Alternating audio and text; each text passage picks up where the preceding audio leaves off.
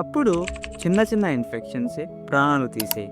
కానీ యాంటీబయాటిక్స్కి వచ్చాక వాటన్నిటిని మనం అధిగమించగలిగాం.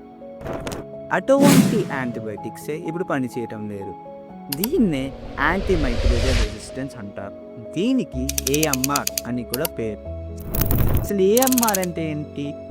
ఏఎంఆర్ అంటే మన యాంటీబయాటిక్స్ మనకున్న ఇన్ఫెక్షన్ మీద ప్రభావం చూపించలేకపోవడాన్ని యాంటీ మైక్రోబియల్ రెసిస్టెన్స్ లేదా ఏఎంఆర్ అని కూడా పిలుస్తారు.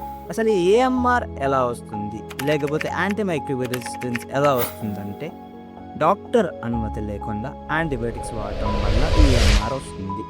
లేకపోతే మీకు ఇచ్చిన యాంటీబయాటిక్స్ కోర్స్ని పూర్తిగా వాడలేకపోవడం వల్ల కూడా వస్తుంది. ఇతరులకు ఇచ్చిన యాంటీమైక్రోబియల్ కోర్స్ని మీరు వాడడం వల్ల, లేదా మిగిలిపోయిన యాంటీబయాటిక్స్ ఏం కాదులే అని వాడటం వల్ల వస్తుంది. హాస్పిటల్లో సరైన పరిశుభ్రత లేకపోవడం వల్ల ఈ యాంటీమైక్రోబియల్ రెసిస్టెన్స్ రావచ్చు. ఇది చిన్నదిగానే ఉంటుంది, కానీ దీని ప్రభావం చాలా తీవ్రంగా ఉంటుంది.